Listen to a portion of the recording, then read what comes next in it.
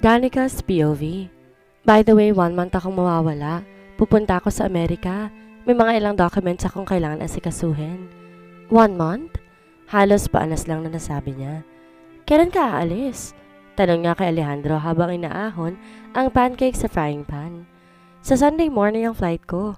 Tumango siya at sa kanila pag sa mesa ang pancake na ginawa niya. Nagtimpla rin siya ng gatas. Mauubos mo yan? Di makapaniwalang tanong ni Alejandro sa kanya. Baka nga kulang pa to eh. Alalahanin mo may baby akong pinapakain ngayon. Kahit naman hindi ka buntis, malakas ka nang kumain. Idadahin mo pa yung anak natin eh. Sabi nitong napangisi. Anak natin. Sumilay ang ngiti sa mga labi niya.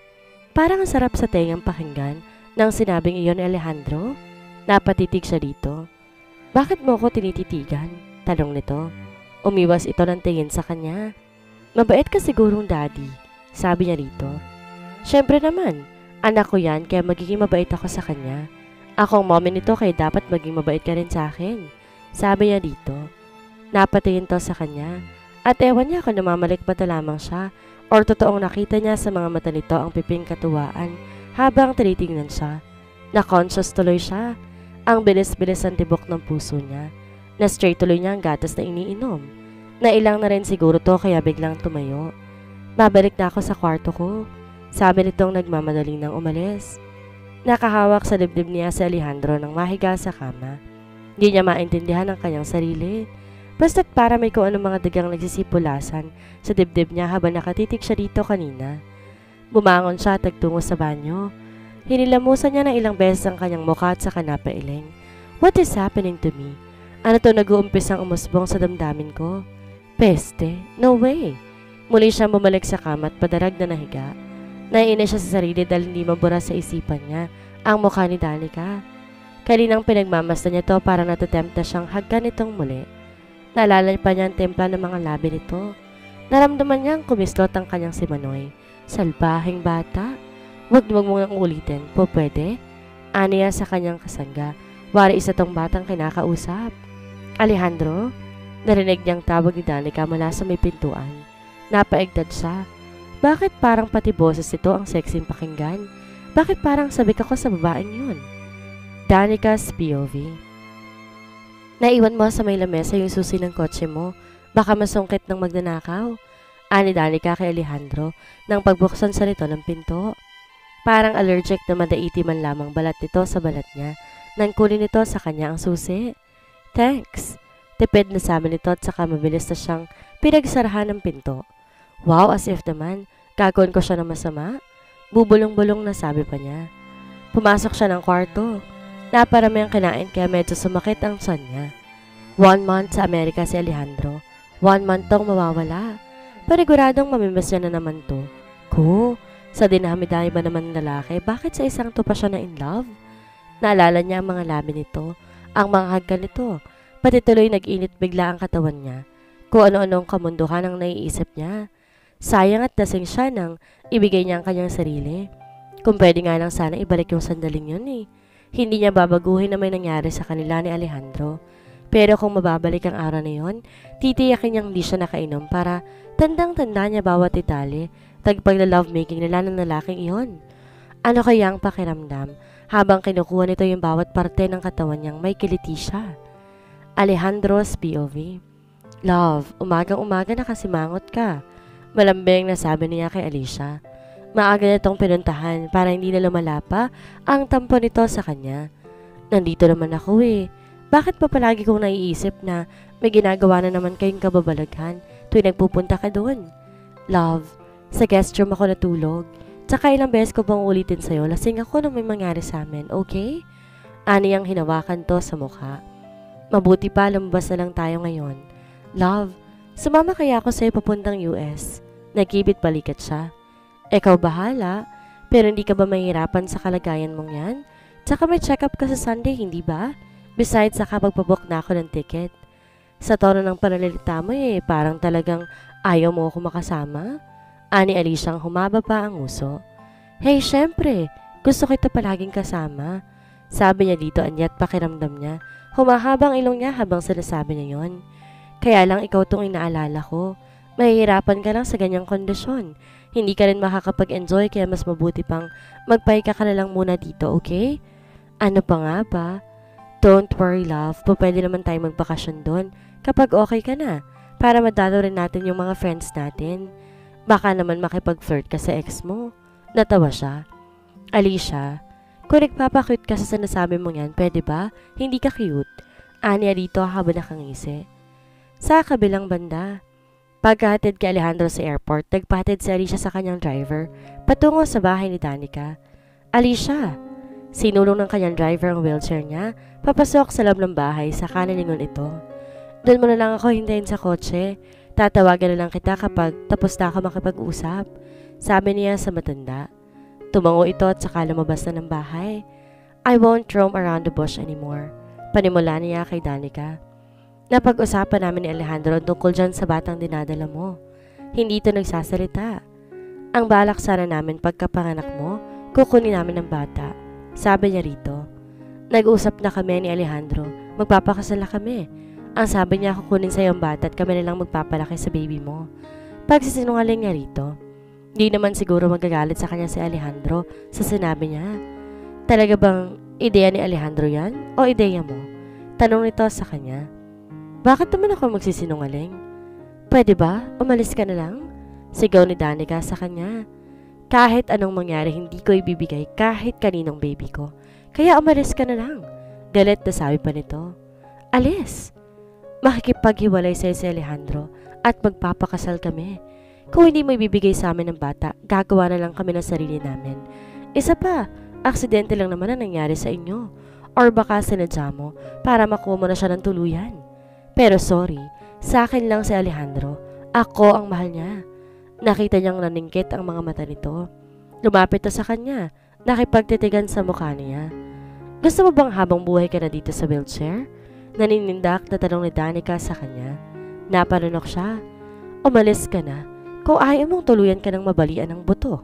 Galit na sabi nito sa kanya. Bigla siya natakot dahil pakiramdam niya. Hindi ito nagbibiro. Natatarantang kinuha niya ang kanyang cellphone sa bag at tinawagan ng kanyang driver. Sunduin mo na ako dito. Bilisan mo. Danica's POV. Naninikip ang dibdib ni Danica sa galit habang sinusunod ng tingin ang papalayong si Alicia. Hindi siya makapaniwalang sinabi ni Alejandro. Ano bang akala nito sa anak niya? Tuta na pwedeng ipamigay kahit kanino? Napaiyak siya sa sobrang sama ng loob. Parang naiisip ng mga to, bagay na yon. Danica? Pagangat niya ng mukha, nakita niya sa may pinto, si Rod.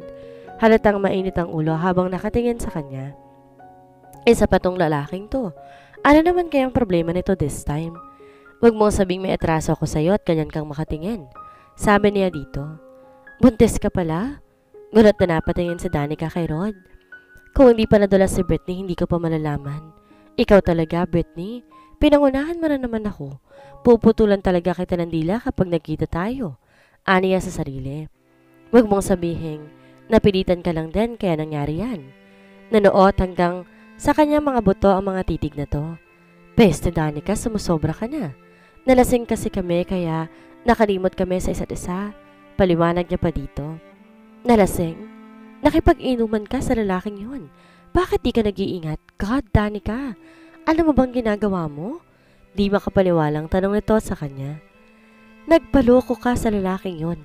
Alam mo namang may girlfriend yun, hindi ba? Ano pa bang mangyayari sa'yo? Napatungo siya.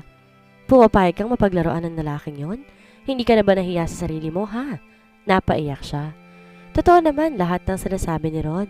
Hinahayaan niyang mapaglaruan siya ni Alejandro kahit alam niya na hindi naman siya rito mahal. Mahal ko talaga siya. Halos paanas lang nasabi niya rito. Mahal mo siya, kaya nagpabuntis ka? Umaasa kang mamahalin ka niya kapag nabuntis ka na niya? Dahil ikaw wake up. Pinaglalaroan ka lang ng lalaking yun. Pinababa mo lang sarili mo sa ginagawa mong yan. Alam ko. Kaya nga nahihirapan ako eh. Kala mo ba madali lang sa akin to? Humahagulhol na sabi niya rito. Akala mo ba madali lang na makita mo yung taong mahal na mahal mo habang may mahal ng iba? Alam ko, eksaktong pakiramdam na yan. Dahil ang pakiramdam ko tuwing nakikita kitang nagpapakagago sa lalaking yon. Ako ang una nasaktan at kapag nakikita kitang nasasaktan, naiinis ako na hinahayaan mo lang gaguhin ka ng lalaking yon. Rod, handa akong panagutan ng baby mo. Makipaghiwalay ka na sa lalaking yon, Danica? Napaatras siya palayo kay Rod. So eto na naman palang ending ng usapan natin ha, Rod? Paulit-ulit na lang ba to? Danica, bakit ba ipinagpipilitan mong sarili mo sa lalaking yon? Ako tong tuloy na nagmamahal sa'yo. Rod, ilang beses ko bang sasabihin sa'yo? Kaibigan lang ang tingin ko sa'yo, kaya please, tigilan na natin to. Sabi niyang napailing. Pinapangaralan mo kung tigilan ko ng kabaliwan ko kay Alejandro. Pero ano tong ginagawa mo, ha, Rod? Tanong niya dito. Para namang napahiya ito sa sinabi niya. I'm sorry. Laglag balikat na sabi nito. Masyado lang ako nag-aalala at naaawa sa'yo. Halos paanas lamang na sabi nito sa kanya. Napangisi ito. Yeah, you're right. Mukha rin akong gago sa ginagawa kong to, right? God, kung pwede lang ibigay na lang niya kay Rod yung nararamdaman niyang pag-ibig para kay Alejandro. Pero hindi naman ganun yun eh. Kung pwede nga lang nun pa niya yung ginawa. Salamat sa concern mo, Rod. Huwag ka mag-alala, I can manage. Yang katabiran ng dila mo may paglalagyan. Sita ni Danica kay Brittany nang tawagin niya to pagkaalis na pagkaalis ni Rod. Sorry, friend. Nawala sa isip ko eh. Sabi nito sa kanya. So paano? Gusto mo bang samahan ka namin ngayon dyan? Okay lang. Pahinga na lang kayo. Total naman, may maid nila dito si Alejandro bago siya umalis. 1 month ka mo si Alejandro sa Amerika? Oo eh. Danica, baka yung baby nang maging daan para maging happy ending ang pagkasama niyo ni Alejandro? Brittany, change topic na lang tayo, okay? Sabi niya pa sa kaibigan. Naalala niyang sinabi kanina ni Alicia. Nakakapagpanginig ng kanyang kalamnan ng mga sinabi nito, kaya hanggat maaari ayaw niya na yung maalala pa. Para naisip ni Alejandro at Alicia na kunin sa kanyang anak niya pagkasilang niya sa bata. Talagang magtutuo si rin ni Alejandro pagkarating nito galing Amerika. Hindi niya palalampasin ang kawalang hiyang iyon. Humanda ito pagdating nito. Hindi ko pa naman alam ang kasarian ng bata. Bakit ang dami mo lang pinamili? Sabi ni Danica nang dumating si Adam. Bit-bit ang pagkarami-raming kagamitan para sa anak niya. No worries. Eunice naman lahat ng mga pinamili ko. Sagot ni Adam saka tinignan siya. Kailan ka ba magpapa-ultrasound? Next week pa raw, sabi ng doktor. Excited na kami ni Basti. Sana kambal din. Huwag mong sabihin gusto mo ring hingi ng anak ko. Adam, ngayon pa lang sinasabi ko na sa'yo hindi ko ipamimigay ang bata kahit ano pang mangyari. Mariing pahayag niya rito. And what makes you think gagawin ko yan? Takang tanong nito sa kanya. Yan ang balak ni na Alicia at Alejandro. Napahinga siya ng malalim. Kunin sa akin ang bata pagkapanganak ko. What? Alejandro's POV. Tumayo siya. Naiinis sa sarili dahil habang nasa conference kanina, si Danica ang naiisip niya. Kahapon nga napadaan siya sa department store. Puro mga pambatang kayumitan na naiisip niyang bilhin. 2 weeks na siya dito sa Amerika at wala siyang ginawa, kundi ang magtrabaho. Hindi nga niya naisipang mag-good time man lamang eh. Maski siya naninibago sa kanyang sarili ngayon. Sobrang inspired siya lalo pat naiisip niya. Magkakaanak na siya. Gusto niyang maging responsible parent. At pinapangako niya bubusagin niya ng pagmamahal ang magiging anak nila ni Danica. Ngayon pa lang hindi na siya makapaghintay na umuwi. Kung dati mas gusto niyang buhay sa Amerika, ngayon parang hinihila mga paa niya makabalik ng Pilipinas. Kung hindi nga lamang kinakailangan niyang asikasuhin ang itinatag nilang business sa partner niyang Amerikano, hindi siya magpupunta dito sa Amerika. Naisipan niya tawagan ng kakambal. Dito niya inihabilin si Danica at tumaasa siya. Tumutupad naman to sa usapan nila. Di siya kampanteng maid lang kasama nito sa bahay. Adam? Kung itatanong mo kung kamusta na si Danica, nandito ako sa bahay niya. Nasa kwarto siya ngayon, nagpapalit ng damit. Niyaya ko kasi siya kumain sa labas. Balita agad ni Adam sa kanya. Mabuti naman. May atraso ka nga pala sa kanya. Sabi nito sa kanya. Atraso? Ani ang napakunot noo. Ano namang problema ng buntis na yon? Well, nakausap. Bago pa nito maituloy ang sasabihin, bigla na tong nawala sa ere. Nang subukan ulit niyang tawagan, out of coverage area na to. Danica's POV. Sinong kausap mo? Tanong niya kay Adam. Parang nabosesa niya kanina si Alejandro dahil naka-loudspeaker to. Si Alejandro nga ang kausap ko kaso nalobat na ako eh. Tatanong ko sana kung anong sinabi niya kay Alicia. Feeling ko kasi gawa-gawa lang ni Alicia lahat ng sinabi niya sa'yo. Sabi ni Adam. Hayaan mo na. Personal ko na lang tatanungin si Alejandro tungkol doon. kapag nakabalik na siya dito. Sabi niya kay Adam, "Paano tayo na? Medyo gutom na ako eh." "Palagi ka na lang gutom?" Sabi nitong kinuhang makeup sa dalang bag at nag-retouch. "Baka naman lumaki ka na ng lumaki niyan. Dapat kahit buntis ka, hindi mo pa rin pinababayaan ang sarili mo." "Tayo na. Ilang layers pa ba ng makeup ang kailangan mo?" Anya dito at saka napatitig. Para talaga kayong pinagbiyak na bunga ni Alejandro. Alangan, kaya nga identical twins kami eh. Naka-experience ka na ba ng babae? I mean, makipagsala sa babae? Ew, pwede ba, Danica? Kung ano-anong naiisipan mong itanong. Nasusuka ako sa tanong mong yan, ha? Natawa siya. Tsaka muli siyang naisip si Alejandro. Kasing yummy din kaya ni Alejandro ang mga labi ni Adam. Oh my God! Bakit ba naiisip ko na naman ng mga labi yun ni Alejandro?